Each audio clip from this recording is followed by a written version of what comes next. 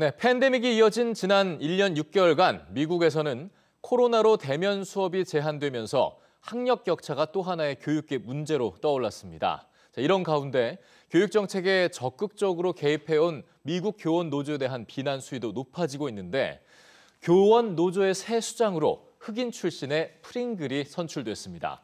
오늘 글로벌 뉴스 브리핑에서 살펴보겠습니다. 자, 길금희 기자 안녕하세요. 안녕하세요. 네, 일단은 미국의 대표 교원 노조죠. 이른바 전미교육협회. 어떤 기구인지부터 좀 알려주시죠. 네, 트럼프 정권 시절 큰 힘을 못 봤던 교원 노조는 현 정권 들어서 이 교육 정책을 결정하는 데 있어 큰 주체로 급부상했는데요. 예. 이 영부인인 질 바이든 여사가 이 노조의 회원이기도 하죠. 이 대통령의 지지 속에 노조는 최근까지 코로나 여파 속에 이 학교 재개에 대한 결정을 주도하기도 했습니다.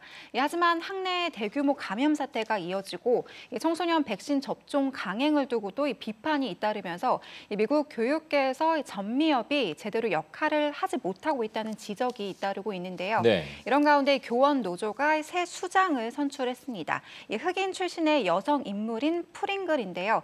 이 프링글은 이 저소득 학생과 가족에게 사회 복지를 확대하는 한편 대통령 주요 공약이던 커뮤니티 스쿨 지원과 신재생 통학버스 등의 교육 인프라 구축에 주력을 했습니다. 미겔 카르도나 교육부 장관은 이 조합원의 70% 이상이 백인인 이 교원 노조에서 흑인 수장이 뽑힌 건 굉장히 의미가 깊다며 프링글에게 응원의 메시지를 남기기도 했는데요. 네. 새 수장 선출로 이 미국 교원 노조가 이 교육계에서 이 학부모들의 돌아선 마음을 다잡고 이 구심점 역할을 제대로 이어갈 수 있을지 기대를 해봐야겠습니다. 네, 프링글 그녀의 행보를 응원해 보겠습니다. 자, 이런 거 하면 LA에서 이제 청소년을 대상으로 한 백신 의무화 정책을 잠정 보류하기로 했어요. 그렇습니다. 이 오미크론 출현과 함께 이 백신 접종의 속도를 내던 미국은 이 청소년 접종에 있어서도 일부 지역에서 강제 의무화 정책을 추진한 바 있는데요. 예. 특히 로스앤젤레스 교육부는 이 당초 다음 달 10일까지 코로나 백신 예방 접종을 완료할 것을 지시하기도 했습니다.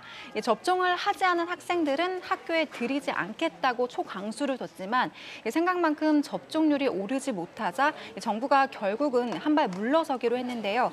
여론이 워낙 안 좋다 보니까 의무 접종 방침은 새학년이 시작되는 내년 하반기까지 밀릴 거라는 전망이 나오고 있습니다. 네, 백신 패스를 시작한 우리나라에도 좀 시사하는 바가 있어 보입니다.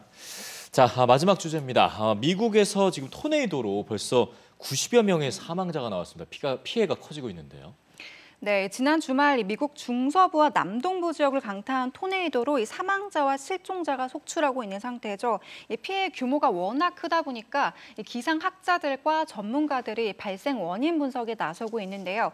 이 기후 위기와 이 토네이도의 연관성에 대한 과학적 연구가 많지 않았던 터라 이 과학자들도 연관성을 단시간에 찾기는 어렵다는 입장을 내놨습니다. 네. 이런 가운데 이 토네이도 전문가인 빅터 겐시니 박사가 이번 이 토네이도가 미국 역사상 가장 주목할 만한 토네이도라고 언급해서 이 주목을 받고 있는데요.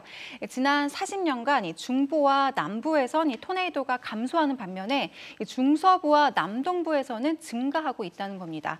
대기 중에 온실가스 배출량 증가가 기후 시스템을 급격하게 변화시키고 있으며 이런 조건들이 따뜻하고 습한 조건에서 발생하는 토네이도를 더 많이 일으킬 수 있다고 지적을 했는데요. 일부 과학자들도 인구 증가와 도시 개발 등이 사회 전반에 걸쳐서 이 재해 위험을 더 증가시킬 수 있다고 경고하고 나섰습니다. 네. 그러면서 더 늦기 전에 이 도시가 더 큰 비상 대응 시스템으로 이 토네이도와 같은 기상 현상을 좀 더 적극적으로 다뤄야 할 필요성이 있다고 조언을 했습니다. 네, 모두가 좀 경계를 해야 될 부분인 것 같습니다.